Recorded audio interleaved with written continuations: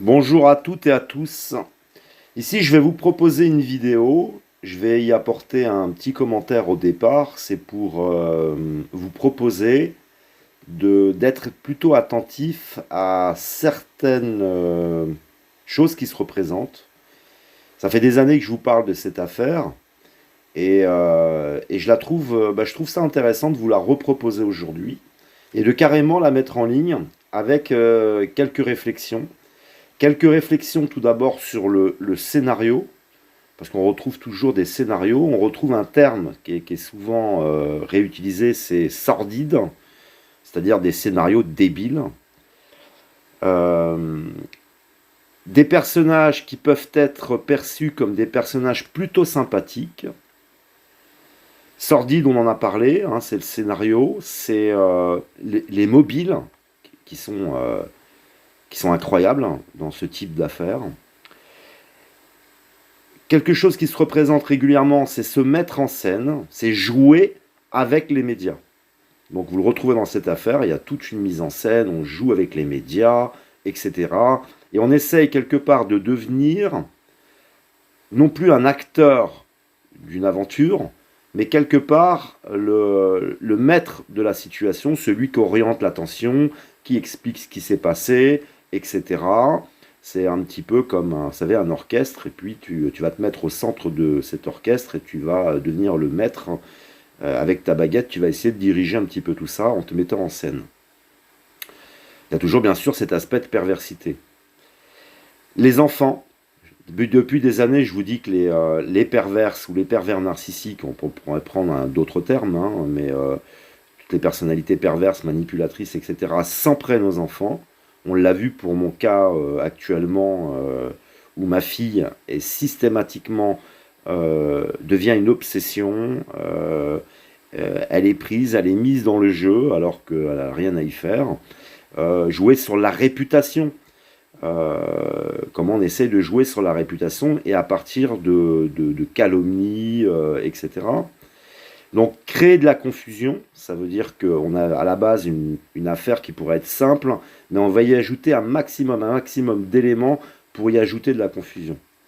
Se poser la question sans ADN, sans les écoutes téléphoniques, ça veut dire sans technologie, il n'y aurait peut-être pas de coupable aujourd'hui. Ça veut dire qu'on aurait une famille assassinée avec des enfants et d'une façon mais horrible, vous allez le voir. L'obsession pour la famille Flactis, quand je parle d'obsession, c'est cette obsession destructrice en utilisant la diffamation, en transformant comment dire, les victimes en coupables.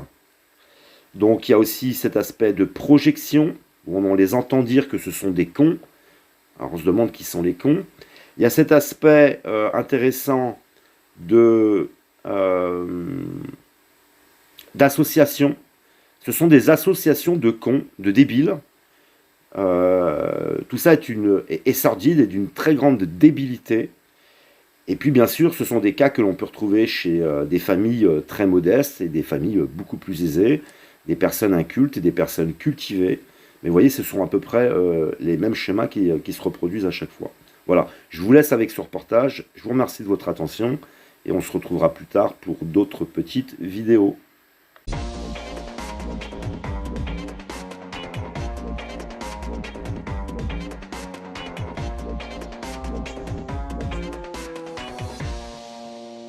Bienvenue sur RMC Découverte pour un nouveau dossier Carl Zero, direction la Savoie, et plus particulièrement, vous allez me voir venir, la station du Grand Bornand, pour une des affaires criminelles d'une cupidité sans borne, l'affaire Flactif. Tuer, c'est déjà dur, on a le corps. Mais là, quand on vous dit brûler, tout le monde est brûlé. Là, c'est l'horreur, quoi. C'est l'extermination complète. Tout commence le 12 avril 2003, quand Xavier Flactif, un promoteur immobilier, ainsi que sa femme, Graziella, et leurs 3 enfants, sont portés disparus. De son histoire d'agent immobilier, pas toujours très claire, on va faire de lui, dans les journaux, un présumé coupable, alors que ses cendres ont déjà été dispersées. C'est terrible. Pendant plusieurs semaines, le doute va planer. 2 hypothèses sont possibles, la fuite ou l'assassinat. David Otia et sa compagne Alexandra, un couple de locataires des Flactifs, se révèlent alors être très bavards avec les médias. Bon, moi, c'est soit que c'est lui qui est parti, ou alors c'est vraiment des gens qui l'ont... Et puis que...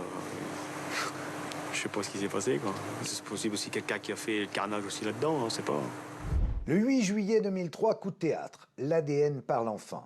Pour la police, David Otia devient le suspect numéro 1. 2 mois plus tard, David Otia, sa compagne et un couple d'amis, les Aremza, vont être interpellés et mis en examen pour meurtre et complicité de meurtre.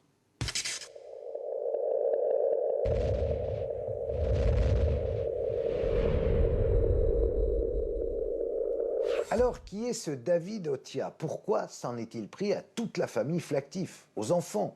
Et surtout, comment a-t-il pu cacher ce crime odieux? Maître Lec, bonjour. Bonjour. Vous étiez l'avocat de David Otia. Quel genre de client c'était? Un client qui, pour reprendre l'expression employée par l'expert psychiatre à l'audience en juin 2006, ne ressemblait pas à ses crimes, ou plus exactement, ne ressemblait pas aux crimes qu'on lui imputait. Donc quelqu'un de sympa. Quelqu'un d'assez sympathique, absolument. Quelqu'un, pour employer un vocable aujourd'hui à la mode, d'assez normal. Maître, avant d'évoquer plus avant votre client, je vous propose que nous regardions ce documentaire L'affaire Flactif. C'est tout de suite sur RMC Découverte.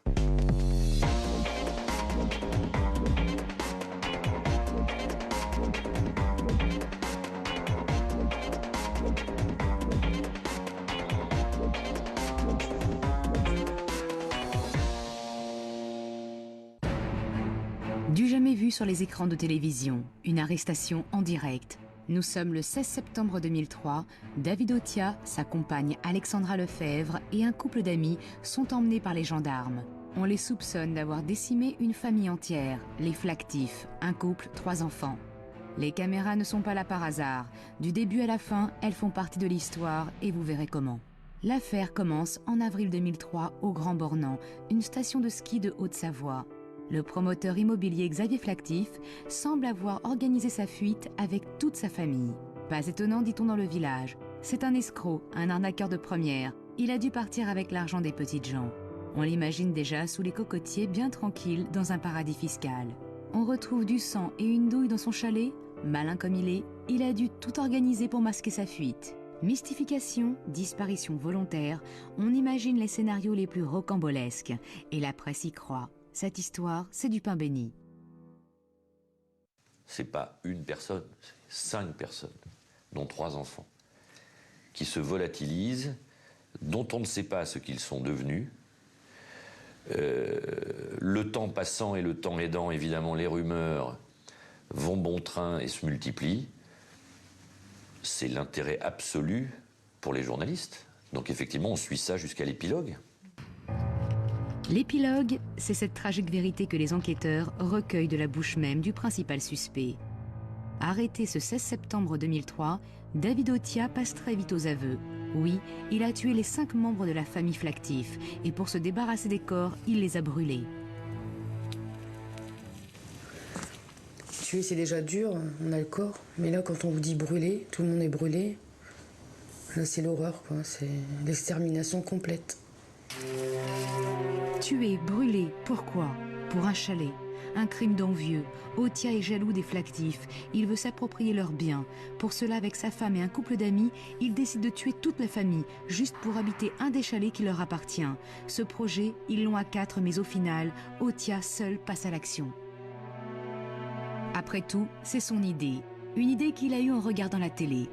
Quelques mois avant le drame, il voit un reportage sur l'affaire Stranieri, l'histoire d'un homme qui tuait des gens pour récupérer leurs biens avec un faux acte de vente. Un jour, en regardant 7 à 8 sur TF1, David Otia voit l'histoire de Alfredo Stranieri. Toc, l'étincelle dans la tête de David Otia. Et il se dit, tiens, c'est exactement ce qu'on va faire avec Xavier Flactif. Sauf que Alfredo Stranieri a commis une erreur, il a enterré les corps, on les a trouvés et c'est ce qu'il a piégé. Mais moi, j'irai plus loin et je vais brûler les corps. Pas de corps, pas de preuves. David Otia se veut plus intelligent que son modèle. Aidé de ses complices, il brouille les pistes pour faire croire à l'hypothèse de la fuite. Peu après la disparition, il déplace le 4x4 rouge de la famille. La voiture est repérée une première fois sur un chemin de forêt avant d'être retrouvée à Genève. Et puis on retrouve le 4x4 sur un parking voisin de l'aéroport international de Genève-Cointrin. Donc effectivement, tout accrédite une fuite. Pour mieux faire passer le message, Otia se met en avant dans la presse. Il joue avec les médias. Davidotia, il a fait un voyage organisé pour toute la presse. C'est simple. C'est pas plus compliqué que ça, malheureusement. Vous avez la presse nationale qui arrive dans la vallée, en plus avec des contraintes de temps. Donc pour vous, il faut être efficace, et l'efficacité veut que vous montiez au chalet, et juste à côté, vous avez toujours un renard qui est autour, qui s'appelle Davidotia, et qui vous dit tout le mal qu'il doit penser de Flactif, et qui vous donne en plus des noms de personnes qui peuvent dire du mal de lui. Qui manipule qui? Otia joue un jeu dangereux. Son attitude met la puce à l'oreille des gendarmes. Manipulation ou imprudence, on en arrive à ces images hallucinantes. Otia livre sa version de l'histoire aux caméras de TF1. Bon, moi, c'est soit que c'est lui qui est parti, ou alors c'est vraiment des gens qui l'ont... Et puis que... Je sais pas ce qui s'est passé, quoi. Ça s'est pas mal passé, quoi. Bon, s'ils ont retrouvé du sang ou quoi, est-ce que c'est volontaire ou c'est pas volontaire, ça on peut pas le savoir. Donc, beaucoup de gens aussi pensent que ça peut être une mise en scène aussi. Mise en scène ou pas, ça... Ou alors, c'est possible aussi quelqu'un qui a fait le carnage aussi là-dedans, on sait pas. Des propos qui prennent valeur d'aveu à la lumière d'aujourd'hui. Si ça se trouve, il y a eu un carnage. La phrase fait froid dans le dos quand on sait que 2 semaines auparavant, Davidotia massacrait toute la famille.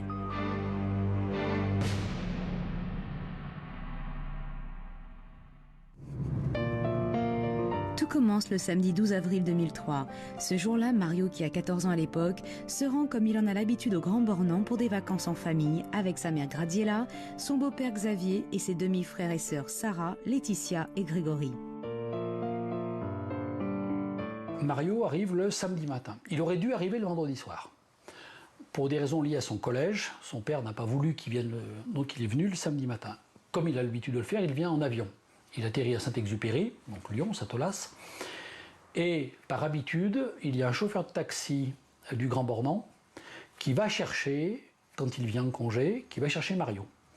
Et dès qu'il atterrit, qu'il est dans le taxi, sa mère, avec laquelle il entretient d'excellents rapports et avec ses demi-frères et sœurs, l'appelle systématiquement dans le véhicule pour lui dire t'as fait bon voyage, tu arrives. Et là, il était très étonné. Parce qu'il n'a pas eu d'appel de sa mère dans le taxi sur le trajet qui fait un peu plus d'1 heure, de Lyon au Grand Bornand. Je suis arrivé au Grand Bornand le samedi, il devait être 13h. Quand je suis arrivé au chalet, j'ai essayé de rentrer, mais les portes étaient fermées. Donc j'ai frappé à la porte et personne n'a répondu. Donc j'ai attendu dans le taxi avec le chauffeur. Pendant ce temps-là, on a essayé d'appeler un peu tout le monde, ma mère, Xavier, les enfants, sans avoir de réponse. Donc j'ai laissé des messages et au bout de quelques temps, on allait chez des amis pour que je les attende. La journée s'écoule, toujours sans nouvelles. Pour Mario, c'est le début d'une longue attente. Les amis qui l'ont recueilli ne peuvent s'expliquer l'absence de sa mère. Quitte à forcer la porte, il décide de rentrer dans le chalet. On fait tout le tour du chalet, ça je me rappellerai toujours. Tout le tour, on ouvre toutes les portes. Moi, le chalet, je connais par cœur. Puis, donc, cette porte, qui habituellement était verrouillée, n'était pas verrouillée. On entre dans le chalet, donc on voyait rien, et Patrick me dit, la lumière, elle est où? Hop, bouge pas, c'est là, tac, tac. Le premier truc, ça, je me rappellerai toute ma vie.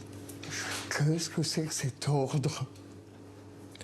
D'habitude, il y avait toujours des papiers un peu partout, les coussins sur le canapé étaient souvent en désordre, quoi. Il y en avait un peu partout.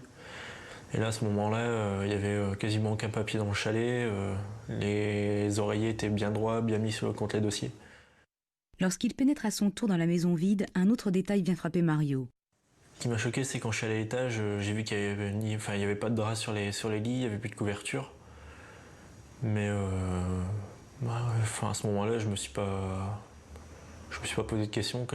Ça m'a semblé bizarre, mais je savais pas quoi penser, quoi. Dans le Nord, d'où est originaire la famille Flactif, on commence à s'inquiéter. Si Mario est là depuis samedi et que Graziella n'est pas là, c'est qu'il y a quelque chose. Ça, c'est certain. Donc j'ai téléphoné à mes enfants, j'ai commencé à chercher, quoi. 48 heures après la disparition, l'alerte est donnée. Tandis que les gendarmes lancent les premières recherches dans la vallée, la presse elle aussi commence son enquête. Elle s'intéresse de près au passé du promoteur immobilier. Très vite sont arrivées du Nord des informations selon lesquelles Xavier Flactif avait quelques problèmes avec des clients, des gens auxquels il avait vendu des maisons dans la région d'Arras. Manque de finition, problème d'assainissement. Les maisons ne seraient pas toujours conformes à ce que les clients attendent. Les journalistes tombent aussi sur cette publicité dans laquelle Xavier Flactif propose à des clients déjà endettés de racheter leur crédit. Alors non seulement il leur proposait de racheter les crédits pour lesquels ils s'étaient engagés pour leur maison dans le Nord-Pas-de-Calais, mais il leur disait ne vous arrêtez pas là, soyez plus ambitieux,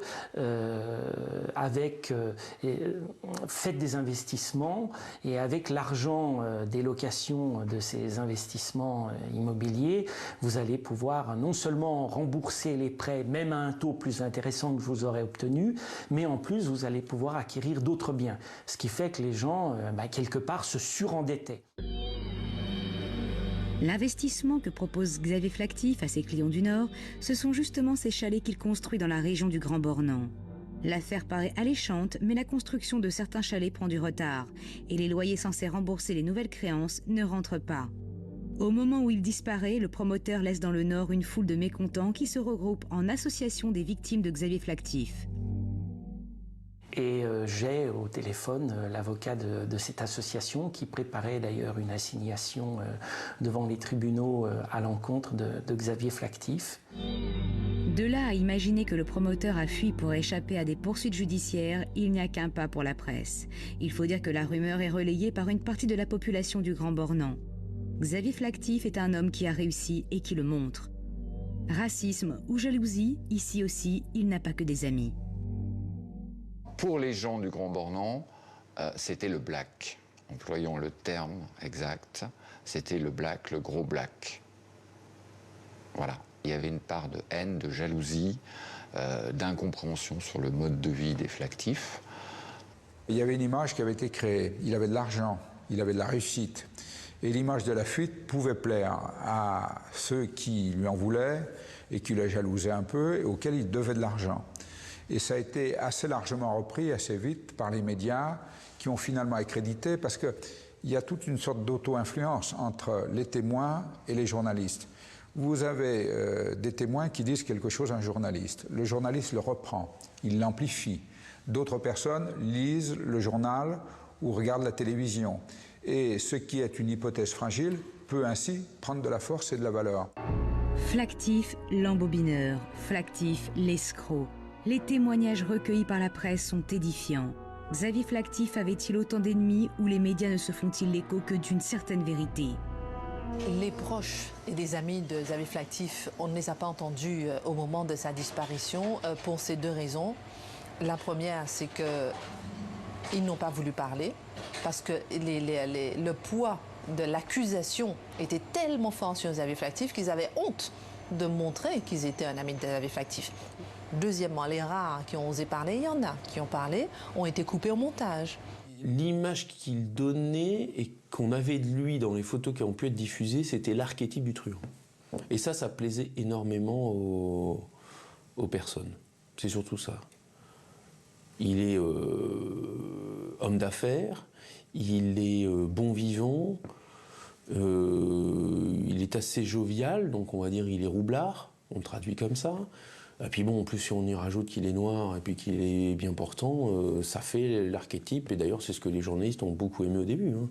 Les photos qu'on faisait diffuser dans la presse, c'était que des photos de lui avec une coupe de champagne assis dans un fauteuil. Ça, c'était parfait comme photo de Xavier Flactif. Ben, j'en ai souffert, oui, parce que moi j'avais 14 ans, je voulais voir ma mère, je voulais retrouver mes frères et sœurs, je voulais savoir ce qui se passait. Et quand on regardait les infos, quand on lisait les journaux, c'était Xavier, le promoteur du Grand Bornand. Il parlait toujours des affaires. C'est vrai qu'on était même gênés d'aller dehors.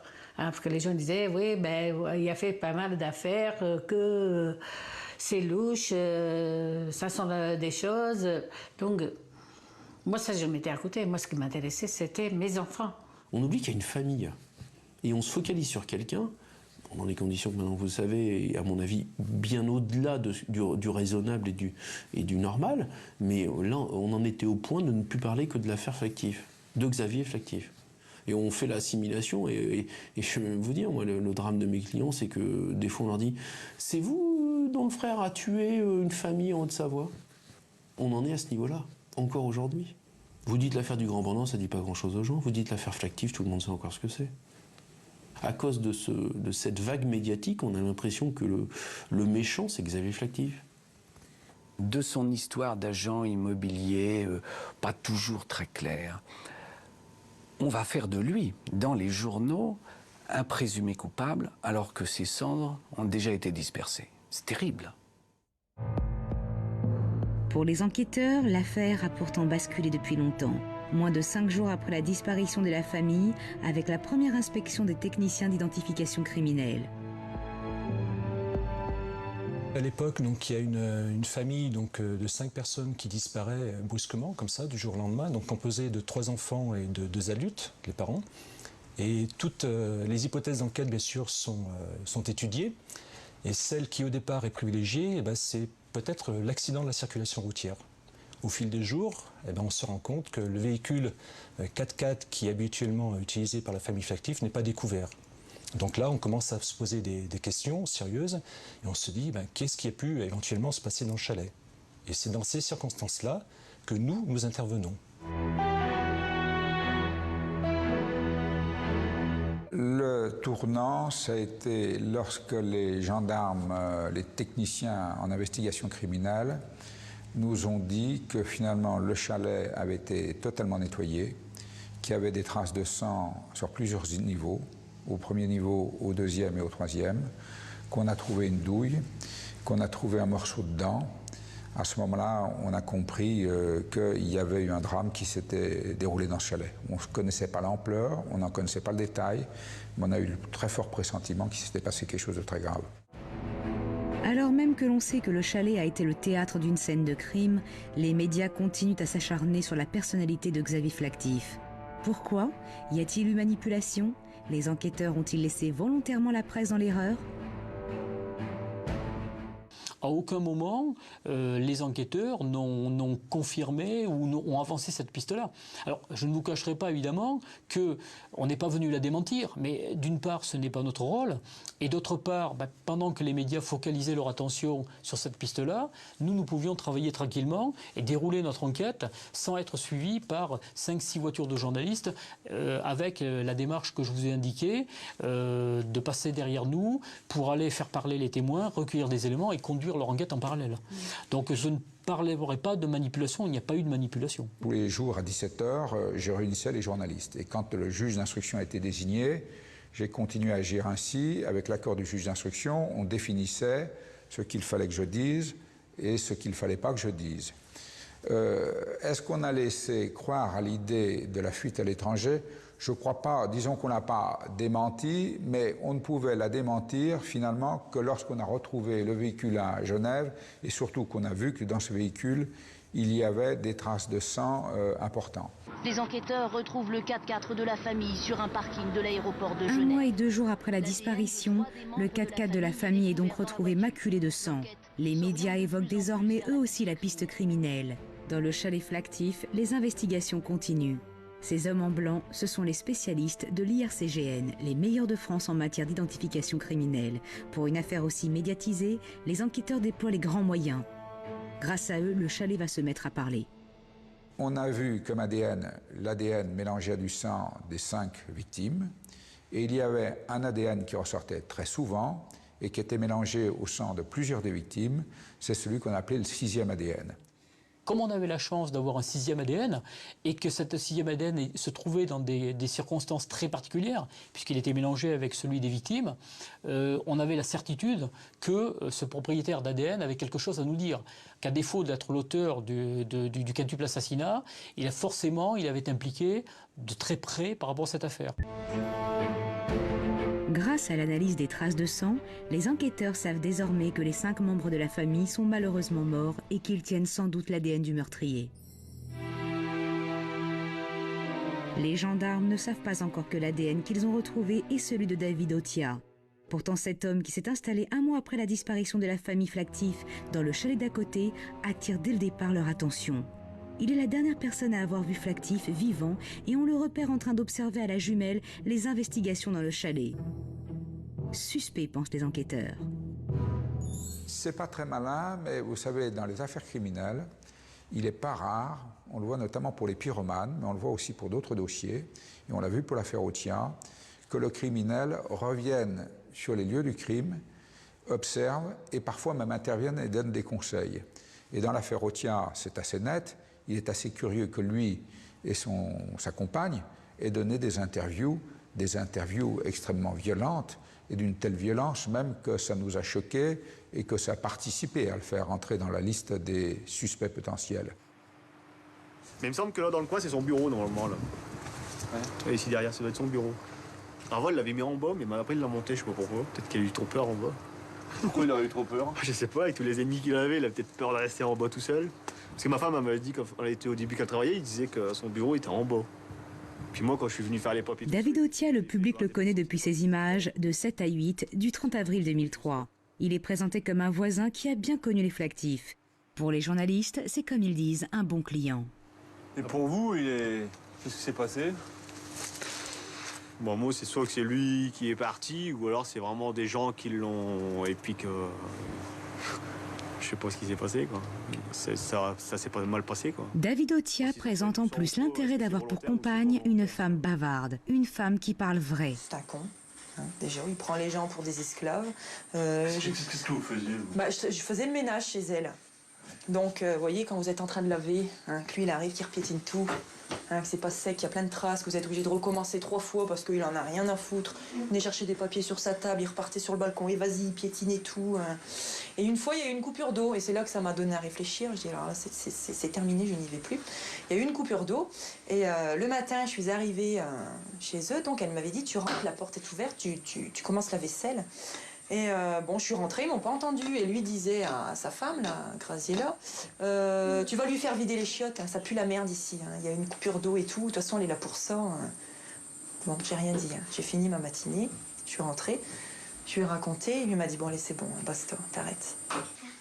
Avec toute la merde qu'il a foutue autour de lui.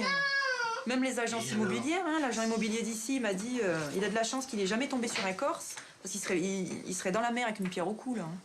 À cette heure-ci. Ce qui m'a choqué, c'est le reportage 7 à 8, à qui tout de suite j'ai appelé M. Dupin, qui faisait l'enquête et qui m'a tout de suite interpellée. Enfin, ça m'a tout de suite choqué. L'attitude aussi arrogant, piquant, se permettre de salir des gens, en plus leur propriétaire. Je me suis dit, j'ai déjà été locataire, je m'aurais jamais permis de parler de mon propriétaire sans savoir qu'il peut arriver à tout moment. Donc je me suis dit, soit ils ont vu quelque chose, ou soit ils sont mêlés dans quelque chose, mais ils savent qu'ils vont pas revenir. J'avais pensé que David Otia, passez-moi l'expression, mais s'était comporté comme un con. Ouais. Plus con que méchant. Pourquoi ? Parce que c'est la télévision arrive à la maison, je roule les mécaniques, je montre mon intérieur, je montre que je sais quelque chose. Je pense que c'est l'attrait de la télévision, de passer à la télé, vu à la télé. Le reportage retient un peu plus l'attention des gendarmes. Quand leurs soupçons se renforcent sur David Otia, ils vont saisir les cassettes de l'émission. Les rushs vont être saisis à partir du moment où on a acquis la certitude que David Otia est impliqué dans cette affaire. Et nous, ça présente un intérêt parce qu'évidemment, il va falloir recueillir tous les éléments de preuve qui permettent de démontrer qu'il est bien rentré dans le chalet. Et là où ça nous intéresse, c'est parce que justement, il va à un moment s'exprimer en disant je suis monté à l'étage, mais je ne connais pas bien, je ne suis pas rentré. Et donc, c'est pour les rushs sont intéressants pour nous parce qu'on veut savoir exactement qu'est-ce qu'il a dit devant la caméra. C'est simplement pour confirmer les éléments qu'on avait à ce moment-là. Donc on cherche vraiment les éléments de preuve qui permettent d'assurer sa culpabilité. Il est possible qu'un journaliste qui sache mettre en confiance, on lui parle facilement et qu'on lui dise beaucoup. Parce que le gendarme, on sait qu'ensuite il y a un procès-verbal, qu'il faudra le rédiger, il faudra le signer et que ça engage. Devant un journaliste, il est possible que les gens aient moins le sentiment de s'engager.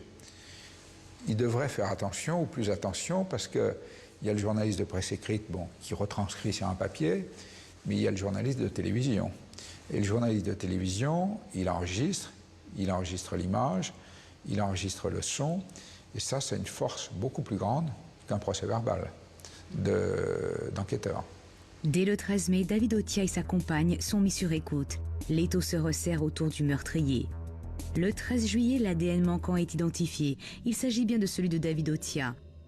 Pour les enquêteurs, c'est une preuve, mais ils vont attendre plus de 2 mois avant de l'arrêter, histoire d'en savoir un peu plus. Il y a 2 techniques d'enquête.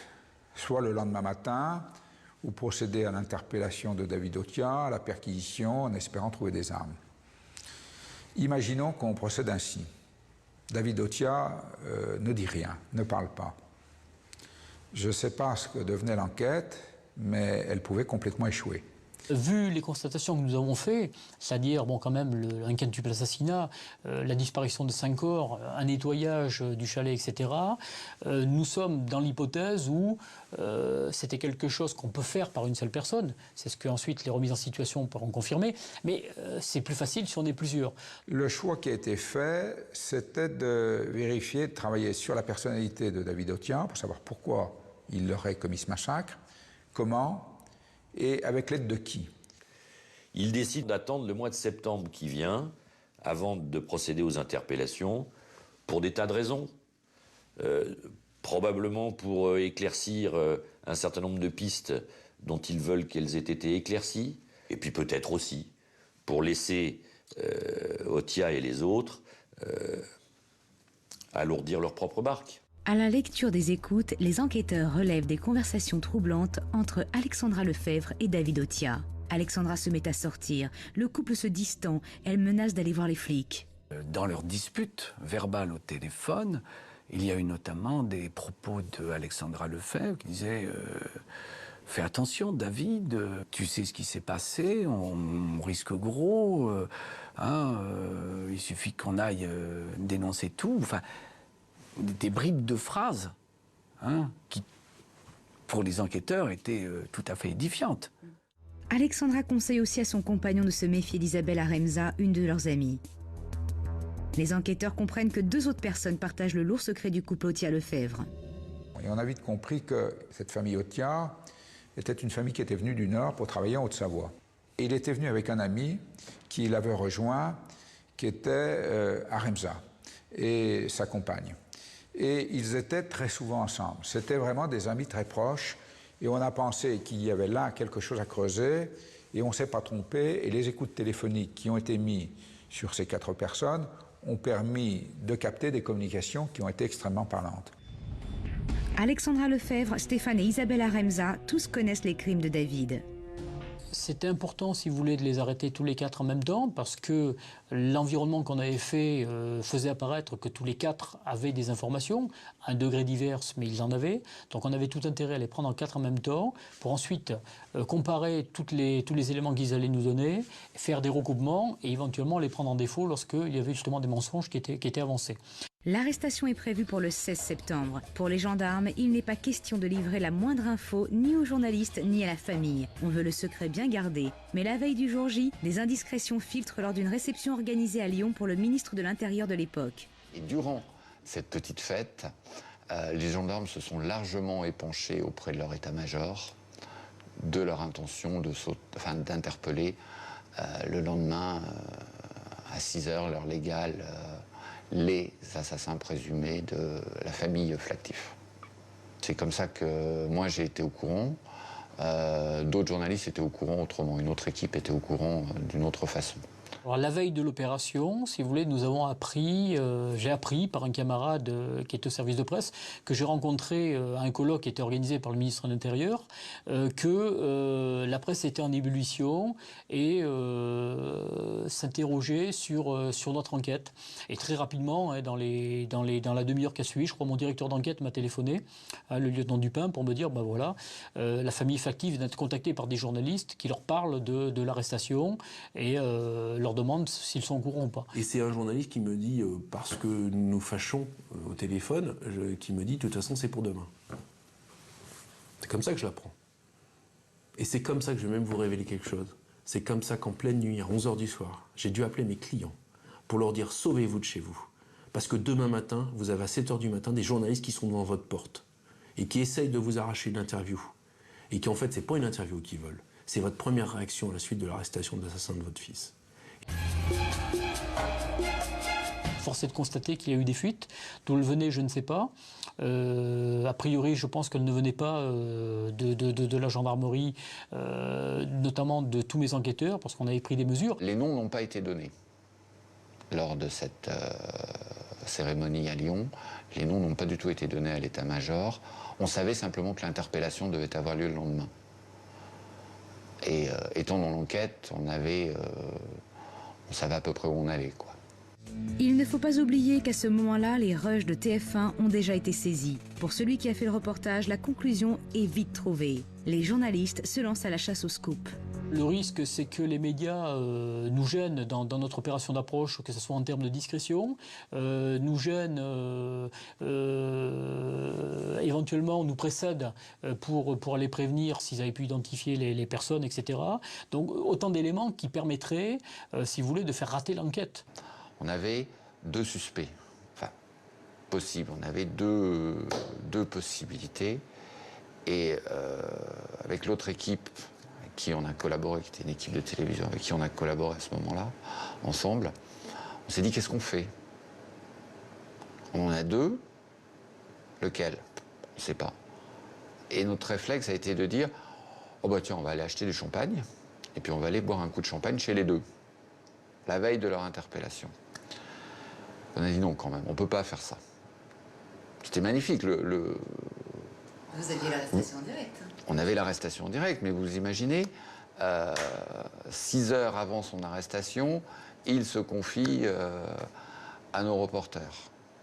C'était encore mieux que l'arrestation, puisque nous, on avait tous les éléments. On ne peut pas le faire, parce que c'est prendre le risque de faire échouer une enquête. Est-ce qu'il savait qui? J'ai compris qu'il savait à peu près qui. Est-ce qu'ils savaient où? Ils se sont placés à un endroit, mais là aussi c'est pas très compliqué. La géographie des lieux fait que quand vous êtes dans une vallée, il n'y a qu'une seule route. Vous vous mettez d'un côté de la route pour regarder, et vous savez que le chalet Flactif se situe sur la route qui mène au col, donc vous vous mettez en face, vous dites quoi qu'il arrive, si la gendarmerie va passer, elle va passer devant le chalet. Et voilà comment l'arrestation d'Alexandra Lefebvre est filmée en direct. 2 enquêteurs de la cellule Flactif, accompagnés d'un couple du service de l'aide sociale, sonnent à la porte du chalet. Alexandra Lefebvre, la compagne de David Otia, leur ouvre. C'est l'heure du petit déjeuner, mais ses 2 enfants en bas âge sont immédiatement confiés au couple en civil. Les gendarmes lui demandent d'assister à la perquisition sans lui révéler l'arrestation de David. On n'y est pour rien, lance-t-elle. Mais la jeune femme sait parfaitement que son compagnon, David, est l'auteur des 5 assassinats. Elle étonne les enquêteurs par son calme et son aplomb. Les gendarmes sont à la recherche d'indices permettant de confondre les tueurs de la famille Flactif. Ils vont retrouver des objets, notamment des CD et des DVD volés dans le chalet de Xavier Flactif. 2 heures plus tard, elle est emmenée pour être interrogée à la gendarmerie d'Annecy. Au même moment, son compagnon David Otia vient d'avouer le quintuple assassinat. D'abord, on l'a pris par la radio. Et tout de suite après, vers 9h, il y a un coup de fil qui arrive pour le gendarme et me dit « Madame Ortolano, on a arrêté les assassins de votre fille. » Alors j'ai dit « C'est qui la voisine à côté ?» Elle dit « Je ne peux pas vous le dire par téléphone. » Je dis « C'est qui, c'est eux ?» Elle m'a dit « Oui. » Une demi-heure seulement après son arrestation, David Otia est donc passé aux aveux. Il mène les enquêteurs à une quinzaine de kilomètres des lieux de son crime, à l'endroit où il s'est débarrassé des corps. On a cru qu'il allait nous emmener à l'endroit où étaient enterrés les corps, et c'est lorsqu'on est arrivé qu'il nous a dit « mais je les ai brûlés ici ». Et donc on a eu une grande vague d'horreur, parce que c'était quelque chose qu'on n'aurait pas imaginé. Il n'y a plus de cadavres, plus de corps de victimes. Il n'y a plus rien. Il vient de déclarer, de dire qu'ils ont tous été brûlés, incinérés, par lui-même, exterminés. Et je me trouve dans cette espèce de coin de bois complètement désolant, désolé, et on ne voit rien qu'une espèce de petite tache noire. Et là, c'est terrible de se dire, je vais avoir quoi à présenter aux familles? 5 petits sacs de cendres. J'ai fait une tombe à ma fille quand même, qu'on peut aller se recueillir quand même. Mais moi, ça m'avance pas, quoi. Des moments j'y vais, des moments je dis qu'est-ce que je vais voir là-bas. Rien. Au Grand Bornand, le choc fait place à la douleur. La famille pleure ses disparus et les habitants viennent nombreux pour saluer la mémoire de celui dont ils ont dit tant de mal 5 mois auparavant. On est venu entourer la famille, hein. On est des grands-mères, des parents, on a des enfants, des petits-enfants. Il n'y a pas de mots. En garde à vue, Othia donne les détails de son équipée macabre, un récit froid, mécanique. En cette journée du 11 avril, il se rend chez le promoteur immobilier muni d'un pistolet. Pour l'impressionner, dit-il, une bagarre éclate, le coup part accidentellement. Pris de panique, il tue toute la famille. Alexandra et le couple Aremza parlent aussi, mais d'un crime prémédité. Ils racontent cette idée folle de s'emparer du chalet. Cette idée née d'un reportage télé. Nous étions tous d'accord, déclare Isabelle Aremza, mais c'est David seul qui l'a fait. On a un quatuor de 4 personnes qui a une idée folle, hein, c'est de s'approprier un chalet en éliminant une famille. Et comme le disait un expert au cours du procès, c'est une idée folle qui va être exécutée par des gens normaux. Alors au bout du compte, on a quoi? On a effectivement 4 associés qui vont planifier à partir d'une émission qu'ils ont vue à la télévision, qui va être une espèce de Big Bang, hein, dans la tête d'Othia, hein, pour mettre en œuvre effectivement un plan pour assouvir sa haine contre les flactifs. Et puis, au dernier moment, il va y avoir un seul exécuteur, lui. Comment en arrive-t-on à tuer toute une famille? Pour essayer de le comprendre, il faut revenir 2 ans plus tôt. Quand Othia et sa compagne s'installent en Haute-Savoie, ils s'adressent à Xavier Flactif pour trouver un logement. Ils se côtoient parce que la famille Flactif va lui fournir différents logements. Et il va mal vivre à la fin ces différents logements parce qu'on va lui demander régulièrement de changer de logement. Parce que c'est des logements qui sont réservés pour des saisonniers, les vacances arrivent pour le sport d'hiver, donc il faut qu'il libère le logement, il en prend, récupère un autre qui n'est pas tout à fait fini, il redéménage et il va vivre ça comme une humiliation. Alors qu'en fait, il avait aussi la possibilité de bénéficier de beaux logements à des prix qui étaient quand même intéressants. Alexandra Lefebvre, qui pendant un temps fait le ménage chez les Flactifs, doit raconter à Othia le soir ce qu'il y a, la grande télévision, les magnétos, dès qu'il y a une occasion, on fait la fête, on ouvre le champagne, etc. Et eux, ils vivent ça comme véritablement, sans doute, quelque chose qui les dépasse, ou comme une offense. C'est manifestement des gens qui sont vieux et qui voudraient être à leur place. Sa femme, ce qui l'insupporte, c'est de la voir quand il rentre du travail, parce que c'est un bosseur, hein, quand il rentre du travail le soir, la voir en larmes, et ça a dû se produire un nombre de fois important, un certain nombre de fois, parce que Flactif les a encore obligés à déménager en fonction de location saisonnière d'un chalet à un autre. Et ça, de la voir en larmes, de la voir en colère, de la voir avec ses enfants obligés de déménager, il ne supporte pas. Et comme je vous le dis, c'est de la nitroglycérine. Hein, il suffit d'une étincelle pour que ça explose. Et voilà comment germe le projet macabre sur le terreau d'une haine obsessionnelle. Une obsession qu'il raconte à son père dans une lettre écrite en prison. Du Flactif tous les jours jusqu'à ce 11 avril fatidique. Lors de ses premiers aveux, Othia décrit un crime qu'il veut propre à l'arme à feu, mais les experts établissent une toute autre vérité. Dans ses aveux, il ne dit pas qu'il a tué les enfants en premier. Or, l'enquête, tant les constatations techniques sur les traces de sang que l'horaire auquel les enfants rentrent de l'école, l'heure à laquelle rentre Madame Flactif, l'heure à laquelle arrive Monsieur Flactif, chronologiquement, c'est d'abord les enfants, c'est ensuite l'épouse ou la mère, et ensuite le mari. L'examen scientifique des traces de sang laisse supposer un scénario bien plus terrible encore. L'analyse des projections de sang a permis de mettre en évidence que les faits n'étaient pas aussi clairs, ou en tout cas, nous on appellerait ça dans notre jargon propre, comme pouvait l'indiquer M. Otia, c'est-à-dire l'usage d'une arme à feu, un tir, et la personne en est victime, en meurt immédiatement. Mais des actes d'une violence un peu plus importante, puisqu'on parlait là de choc, donc vraiment de contact physique, en tout cas peut-être l'utilisation d'un instrument ou alors de coups de poing donnés à chacune des victimes. Je vais vous raconter la scène de crime. Je ne l'ai jamais racontée. Vous avez une famille, donc 3 enfants qui rentrent de l'école, qui s'installent pour prendre le goûter. Il est 5 h de l'après-midi, on est le 13 avril.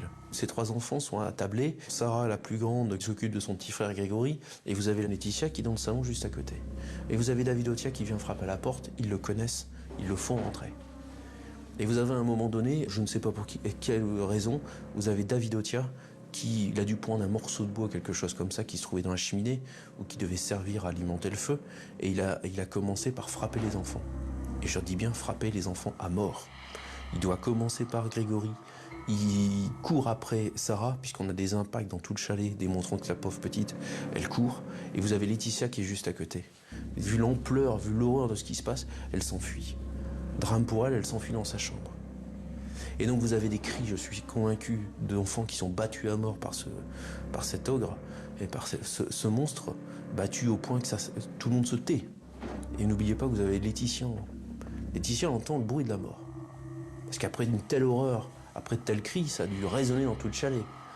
La petite Laetitia, elle est tellement horrifiée qu'elle est cachée dans la chambre de sa sœur derrière son lit. Et je vais vous dire là où c'est l'horreur, c'est que vous avez un escalier. Et ça a marqué tout le monde, tous les enquêteurs et moi. C'est quand on monte l'escalier, il y a 17 marches. Les 17 marches, elles grincent. Imaginez ce qu'elle a vécu, la petite Laetitia.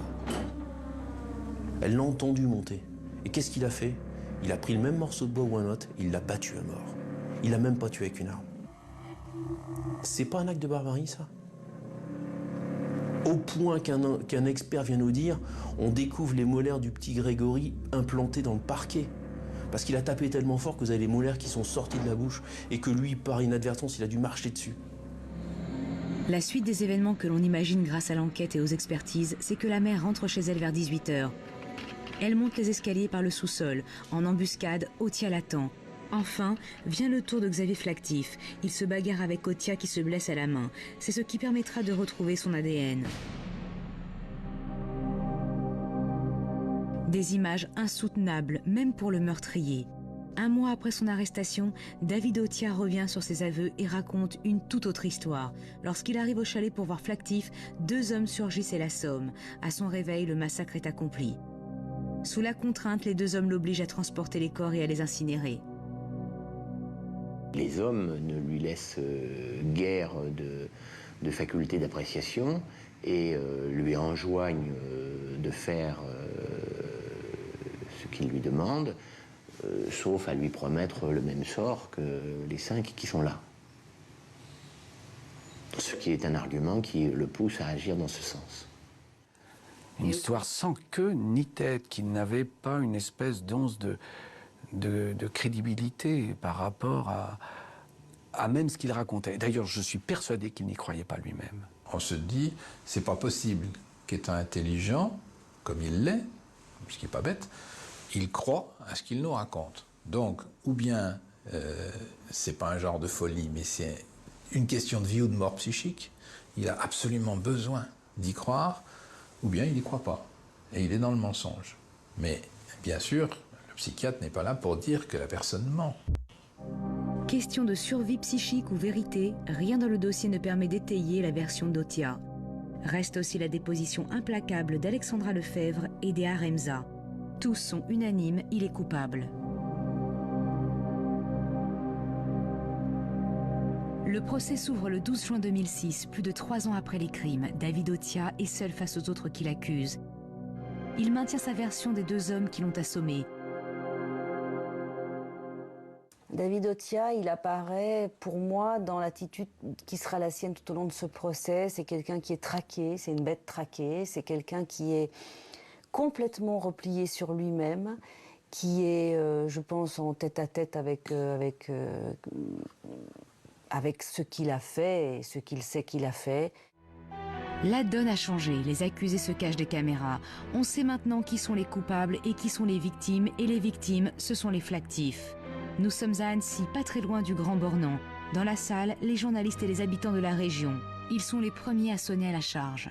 J'ai eu l'impression d'une forme de culpabilité collective exprimée par les gens du coin qui étaient sans doute pas très à l'aise par rapport aux familles, en se disant mais voilà, 3 gosses sont morts, un couple est mort. Et je pense que les gens qui venaient là et qui exprimaient, qui auraient été presque, si on avait été à l'époque de la peine de mort, je pense qu'on aurait entendu des cris à mort, etc., peut-être étaient d'autant plus promptes à demander l'application de la justice la plus sévère, il n'y avait pas, bon, voilà, et de la vengeance, parce qu'eux-mêmes, au début, n'avaient pas été d'une lucidité extrême sur la situation de cette famille et avaient d'abord accusé les flactifs avant de les défendre.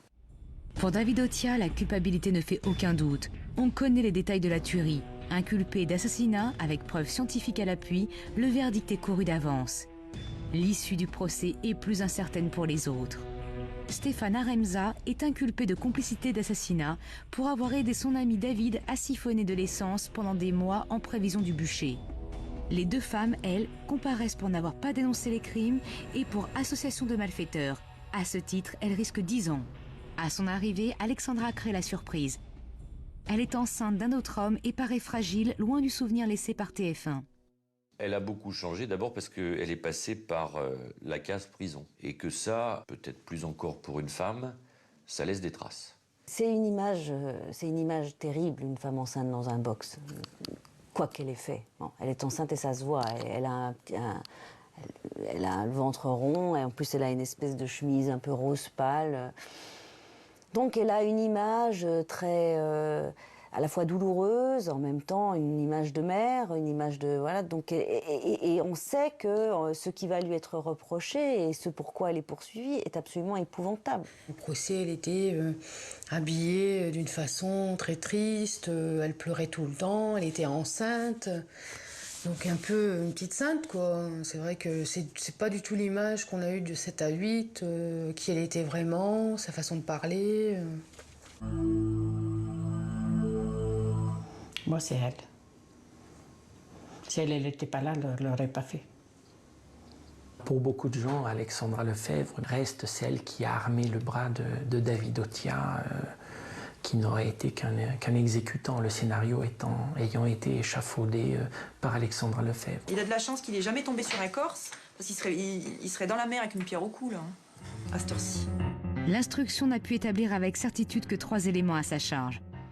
Elle n'a pas dénoncé son compagnon, elle l'a aidé à dépasser le 4x4 et c'est elle qui a rédigé le faux bail pour occuper le chalet. Sa responsabilité dans cet assassinat est nulle. Elle ne l'a pas imaginé, elle ne l'a pas préparé, elle n'y a pas prêté la main. Et contrairement à ce qui a été dit contre le dossier, elle n'a pas aidé son compagnon à nettoyer le chalet. Elle dit qu'effectivement, elle n'a pas dénoncé le crime dont David Otia lui a expliqué les tenants et les aboutissants.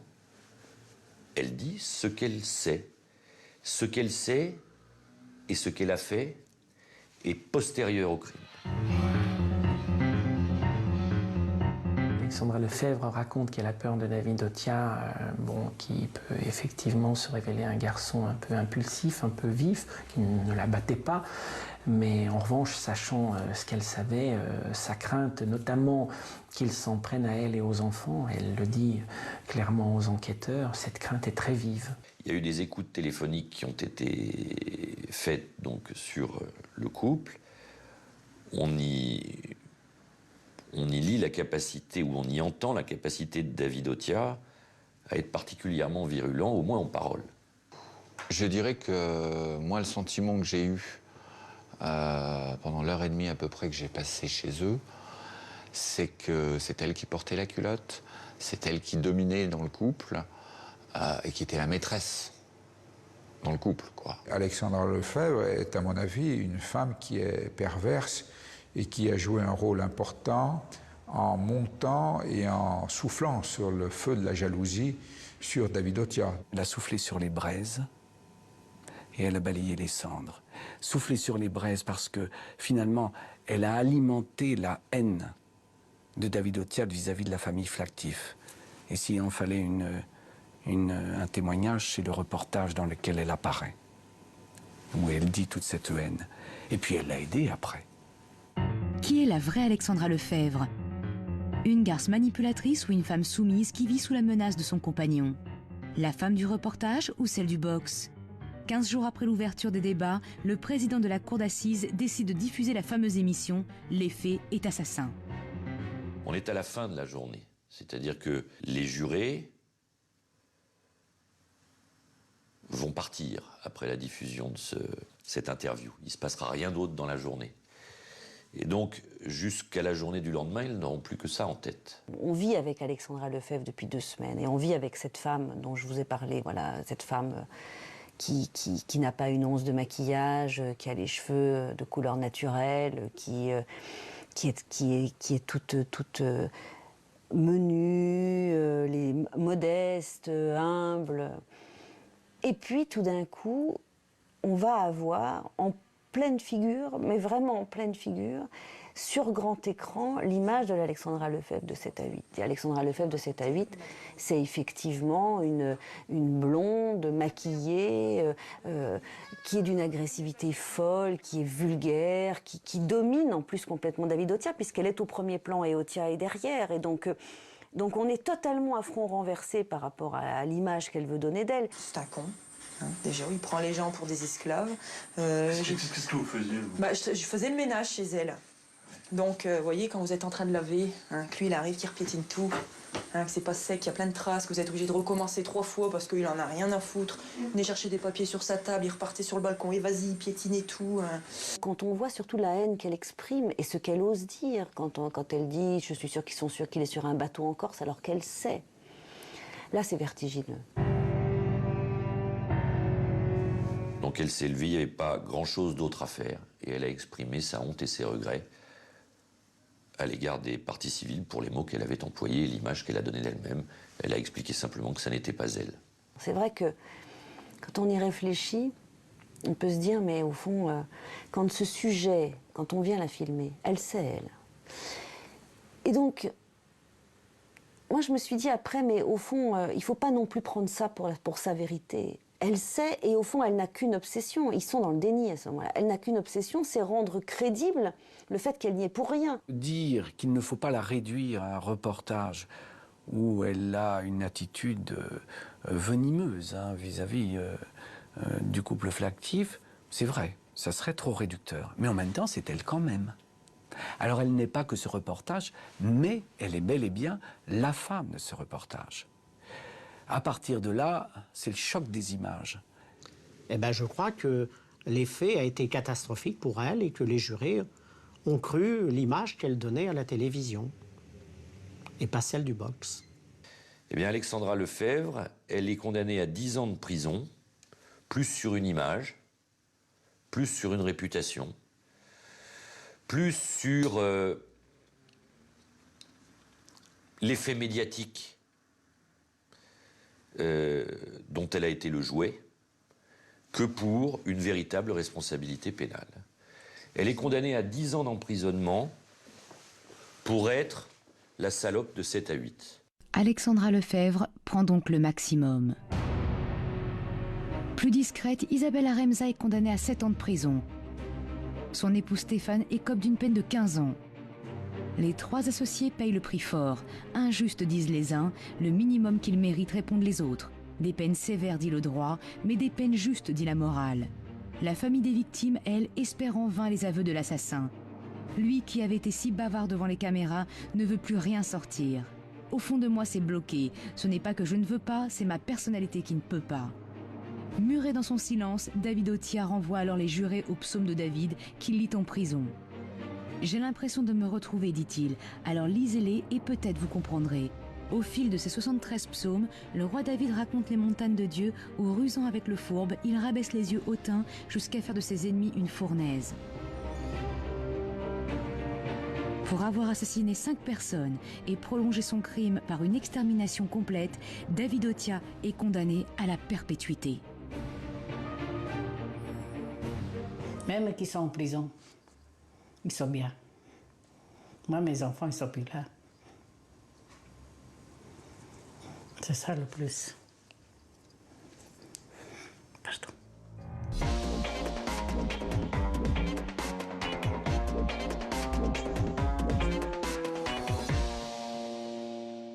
Voilà pour ce documentaire, l'affaire Flactif. Alors je me tourne vers vous, Maître Lec. Vous êtes resté avec nous, merci. Comment se passe en ce moment l'incarcération de David Otia? Elle se passe comme celle de quelqu'un qui est condamné à la réclusion criminelle à perpétuité, assorti d'une peine de sûreté de 22 ans. Donc la route est longue. Pour le reste, tout ce que je sais du quotidien, banal, relève du secret professionnel et de sa vie privée, ce qui fait 2 motifs, à mon sens, tout à fait légitimes pour que je ne puisse hélas pas vous répondre. Comment expliquez-vous le changement d'attitude d'Alexandra entre ses premières déclarations médiatiques et le procès? C'est quelque chose qui a surpris tout le monde. Ce qui est sûr, c'est que les déclarations faites à la télévision étaient faites sans avoir la nécessité de se défendre. De ce point de vue, elles étaient en quelque sorte libres. C'est un con. Hein, déjà, il prend les gens pour des esclaves. Qu'est-ce que vous faisiez, vous? Bah, je faisais le ménage chez elle. Il a de la chance qu'il n'ait jamais tombé sur un Corse, parce qu'il serait dans la mer avec une pierre au cou, là. Aussi bien ces déclarations faites devant des caméras que ces déclarations au procès donnent l'impression que c'est une femme qui, en quelque sorte, se dope à la dureté. Et qu'elle était à la télévision aussi dure envers la famille Flactif. Elle avait eu des mots absolument épouvantables, en tout cas qui avaient été ressentis ensuite au procès comme tout à fait épouvantables compte tenu de ce qu'on savait de ce qui leur était arrivé. Et finalement, cette dureté, c'était quelques années plus tard retournée avec la même vigueur à l'encontre de David Otia, qui est le père de ses enfants. Maître, est-ce que sans Alexandra et son influence, je dirais néfaste sur Otia, il aurait tué? Dans votre question, je décèle une pétition de principe, c'est ce qu'on appelle chez un juge d'instruction une question fermée. Vous semblez ne pas remettre en cause que David Otia ait tué. Je vous rappelle que la cour d'assises l'a déclaré coupable des assassinats du couple Flactif et des 3 enfants, mais que David Otia a contesté devant cette juridiction la moindre responsabilité. Oui, mais vous pouvez quand même répondre à ma question. Le rôle d'Alexandra. Le rôle d'Alexandra... En clair, elle l'a chauffé. Non, parce que dire qu'elle l'a chauffé revient à considérer que la chauffe a eu un effet. Oui. Ce qui est radicalement contesté par lui et par sa défense. En général, dans la vie, la chauffe a un effet. La chauffe a peut-être eu un effet verbal, rhétorique, mais pas matériel. Pas en termes de passage à l'acte. Tout au long du procès, quelle était l'attitude de David Otia? Il était, à mon avis, de façon tout à fait singulière, tout à fait seul contre tous. Finalement, l'avocat général, les parties civiles, la cour, la presse, les co-accusés, il était seul contre tous. Est-ce que David Otia est libérable en 2028? Je n'ai pas fait le calcul, mais je crois que c'est un petit peu avant cette échéance de 2028 qu'il pourrait aspirer à un aménagement de sa peine. Est-ce que vous avez vu le film Possession qui raconte l'affaire Flactif et qu'est-ce que vous en avez pensé? Le film, du souvenir que j'en ai conservé, je n'en ai pas conservé un grand souvenir, ni sans doute un bon souvenir, était sans doute plus attaché à reconstituer l'atmosphère psychologique qui préparait un passage à l'acte qu'à relayer les questions que la défense de David Otia s'était posées. Donc de ce point de vue, le film n'avait pas à cet égard beaucoup d'intérêt. Merci Maître Lec et à bientôt, chers amis, pour un nouveau dossier Carl Zero sur RMC Découverte.